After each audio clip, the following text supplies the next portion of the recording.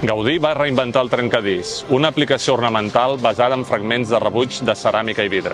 A la Casa Batlló trobem trencadís en la façana principal i en el terrat, i també en la façana posterior i en el mur i paviment del pati.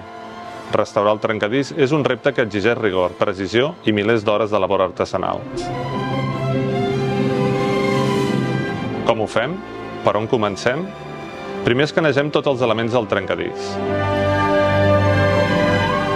Comparant imatges de diferents èpoques, detectem quines peces són originals i quines no. A la façana o al paviment, classifiquem cada element i analitzem el seu estat, i decidim la tècnica a aplicar que varia en funció de cada peça.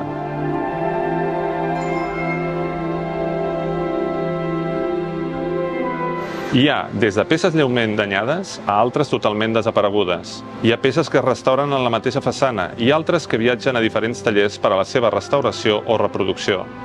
En la ceràmica, el color ve definit per cada element del trencadís. En canvi, el color del trencadís de vidre és una combinació entre el seu gruix i alhora el color del morter que hi ha darrere i que cobreix la paret. Aquest trencaclosques acolorit dibuixa amb dissenys abstractes el coronament de la coberta, una sanefa de flors de pètals blancs a la barana i una garlanda vertical de flors diverses que recorren els laterals de la façana posterior. Peça a peça, la restauració continua.